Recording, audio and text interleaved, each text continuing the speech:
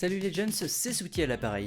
J'ose espérer que vous connaissez la PlayStation 3, quatrième console de chez Sony après le carton de la PlayStation première du nom, du succès fou de sa petite sœur la PS2 et de la PlayStation portable. La PS3 ne connaîtra pas le même succès à son lancement, notamment par son prix. 600 balles, ouais, plus cher que la PlayStation 5 actuellement. Si l'histoire de la Play 3 vous intéresse, je vous invite à aller voir la vidéo de Conquerax, c'est très bien raconté et complet. Je suis ici surtout pour vous dire ce qu'on peut faire avec une PS3. Et pas n'importe quel modèle, je parle bien entendu de la PlayStation 3 rétrocompatible, ou plus couramment appelée PS3 60Go. Pour commencer, la PS3 rétrocompatible comporte 4 modèles différents. Les modèles CECHA, B, C et E. Et il est où le D? Ces 4 modèles lisent, comme tous les modèles de PS3, les jeux PS3, les jeux PS1 qui sont émulés de manière software et lisent très bien les CD, DVD et Blu-ray. Les seules différences entre les modèles d'après et les modèles rétrocompatibles, c'est que les modèles rétrocompatibles lisent nativement les jeux PS2 et les SA CD pour Super Audio CD, ce qui fait de ces modèles des modèles rares et recherchés. Bon, il n'y a qu'à regarder sur internet, c'est plus de 100 balles la machine seule. Je vous invite donc, pour respecter ces modèles chers, à également y insérer des jeux chers. Tu aimes la qualité et la richesse, ma cocotte? Sur le plan hardware, c'est là que ça se complique. Elles emportent toutes un processeur Cell/BE pour Cell Broadband Engine gravé en 90 nanomètres et un RSX. Non, attends, pas ce RSX là. Non, ce RSX. Oui, le Reality Synthesizer X, également gravé en 4... va falloir m'expliquer pour le X là, je comprends pas. Bon, exclusivement pour les modèles CECHA et CECHB vendus au Japon et aux USA, une puce regroupant l'Emotion Engine et le Graphic Synthesizer de la PS2 est installée sur leur carte mère, rendant la compatibilité des jeux PS2 entière. Chez nous, nous n'aurons qu'un seul et unique modèle, le CECHC qui, est dépourvu de l'Emotion Engine car la puce est beaucoup trop chère à produire. Ce qui fait de nous les Européens des parias, car notre émulation PS2 est software, donc émulée de manière logicielle et non matérielle comme les deux premiers modèles. Le modèle CECHE, quant à lui, est identique au modèle C, mais vendu au Japon et aux USA. Hormis ça, tous ces modèles comportent 4 ports USB à l'avant. Pour les modèles A, C et E, vous aurez 3 lecteurs de cartes à l'avant pour lire des compacts flash, des cartes SD et des memory sticks. Vous savez, les cartes mémoire de PSP, ainsi qu'un module Bluetooth pour les manettes et du Wi-Fi. Au niveau de la mémoire de masse, les modèles A et C auront 60 Go d'espace disque, tandis que le modèle E aura quant à lui 80 Go. J'ai gardé une parenthèse spéciale pour le modèle CECHB. C'est le seul et unique modèle qui est entièrement noir et non pourvu d'une partie chromée comme les autres, qui est amputé du module Wi-Fi et des lecteurs de cartes, et est l'unique modèle n'ayant eu qu'un disque dur de 20 Go. Il était vendu moins cher et avait plus de gueule, vous ne trouvez pas? Bon, cette console, en dehors de tout ça, est une vraie merde, et est, je ne vous le cache pas, un véritable cadeau empoisonné. Certes, c'est la seule version qui lit les jeux PS2 physiques et qui arbore les lecteurs de cartes et les 4 ports USB, mais c'est aussi une version qui a beaucoup de pannes. La console chauffe trop car le airflow est une catastrophe. Sur une longue session de jeu, si la console chauffe trop, elle peut carrément dessouder le RSX, car cette console se dit que c'est une bonne idée de commencer à ventiler à 85 degrés. Le RSX d'ailleurs qui finit par cramer, car les RSX de 90 nanomètres ont tous un défaut de fabrication, les rendant très fragiles. Le problème des neck Tokin qui sont des condensateurs de merde ayant une durée de vie assez faible, les rendant très peu fiables sur le long terme. Un lecteur Blu-ray qui, si c'est pas la lentille qui merde, c'est la carte fille qui finit par griller. Et ce putain de ventilateur de merde, il fait le même bruit que mon aspirateur.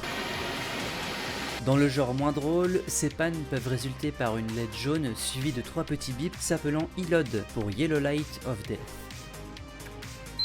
Le ELOD apparaît quand la machine rencontre une panne matérielle et peut littéralement vous forcer à jeter la console. Un moyen simple de connaître son état est d'écouter et de compter. Si vous entendez votre disque dur suffoquer, le problème peut peut-être venir de là. Mais entre nous, c'est très rare, sauf si vous aimez faire des matchs de foot avec les copains et utiliser la PlayStation 3 pour faire vos pénaltys. Sinon, dans la majorité des cas, ce sera un ELOD de 2 secondes, signifiant assez souvent l'erreur 3034. Sachez quand même qu'un ELOD ne veut pas dire dire que la console est forcément morte, même si c'est très souvent le cas. Alors attendez toujours de pouvoir consulter le journal d'erreur du Syscon. Je ne vais pas rentrer dans les détails, mais si vous souhaitez rentrer dans le journal d'erreur sur une console HS, je vous invite à aller voir la vidéo d'Argon qui traite très bien le sujet. Je me permets tout de même de faire une petite mise à jour à sa vidéo. Lorsque vous installerez ce module Python, faites cette commande avec les deux égales et la version 3.10.1 car les dernières versions vous empêcheront d'accéder au journal. Il existe toutefois deux autres façons d'accéder à ce journal en allant sur le site ps3exploit.com,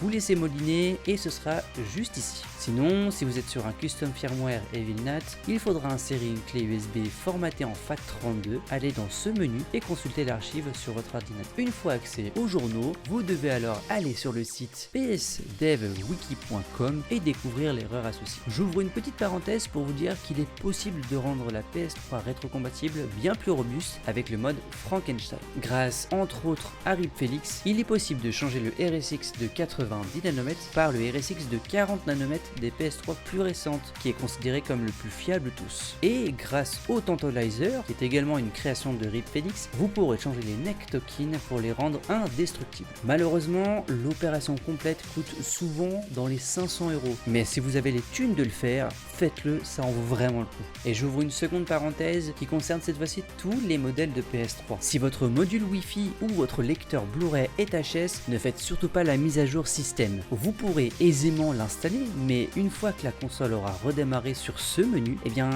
elle va faire une erreur à chaque tentative. Sachez qu'il n'y a que les custom firmware qui proposent des patchs pour installer la mise à jour sans ces éléments, donc les éléments HS. Donc vous êtes prévenus. Bien, maintenant qu'on a parlé de tout ça, passons au gros du gros. Les PS3 rétrocompatibles sont des modèles assez anciens, il faut donc les entretenir. N'ayez pas peur, hein, c'est assez simple. Il faut juste vous munir des bons tournevis, d'un pinceau ou d'un souffleur et d'alcool isopropylique et de pâte thermique. N'hésitez pas à prendre une feuille pour faire des schémas pour les vis, ce sera moins compliqué pour vous de les replacer après. Une fois remonté, si votre console est toujours très chaude et fait beaucoup de bruit, même après le changement de la pâte thermique, je vous invite à faire ce qu'on appelle un délide. C'est une opération assez risquée qui consiste à retirer les plaques métalliques nommées IHS du sel et du RSX afin de changer la pâte thermique présente en dessous des IHS. Car oui, Sony se dit que c'était une merveilleuse idée d'en foutre en dessous également. Je vous le redis, c'est une opération très risquée, mais il existe des outils pour le faire sans trop de risques. Pour le RSX, si vous avez un sèche-cheveux, ce genre de spatule et un peu de sopalin, il vous suffit de faire chauffer les quatre coins du RSX avec le sèche-cheveux et de faire levier avec la spatule. Faites des petits mouvements circulaires pour ne pas chauffer qu'au même endroit. Pour le sel, ne faites surtout pas ça avec une canette découpée ou autre cutter. Si vous ne voulez vraiment pas prendre de risques, il existe un outil nommé Delete Tool. C'est très fiable, croyez-moi, mais c'est aussi très cher, environ 45 €. Vous n'aurez plus qu'à ajouter une nouvelle pâte thermique en dessous des IHS. Et voilà quelques images d'un delete fait au cutter, le sel est complètement foutu. Et ne faites pas comme moi, ne rajoutez surtout pas un pâte thermique à cet endroit. Pourquoi ? Parce que vous pouvez littéralement flinguer votre console, car ça tord la carte mère et peut casser le sel. Bon, je vous ai parlé de ce qu'on peut faire avec la console, mais niveau software, bon, désolé les puristes, ici on aime les custom firmware. Ce n'est vraiment pas très compliqué de craquer une PS3 rétrocompatible, regardez cet extrait avec Argon. Et voilà, le lien de sa vidéo en description.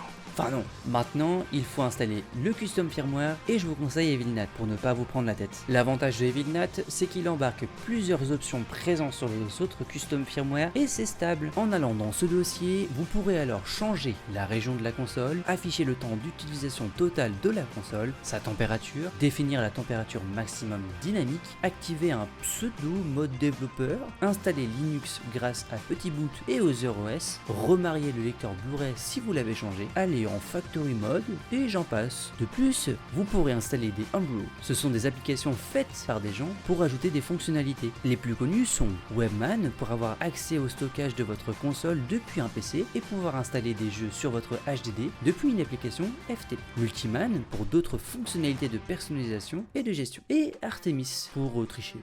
et d'autres selon ce que vous voulez ajouter. La PS3 est un véritable centre multimédia encore très prometteur actuellement. Son seul problème est sa fragilité. Bon, j'espère ne pas vous avoir fait trop peur avec tout ça quand même. Bref, je m'arrête là pour aujourd'hui, je pense vous en avoir dit beaucoup sur la machine. La prochaine vidéo sera avec Wyatt, très probablement sur le cinéma car il adore ça. Moi, je vous retrouve dans 2 semaines, alors d'ici là, portez-vous bien. Salut les Jones, c'était Sweetie, globe je te fais.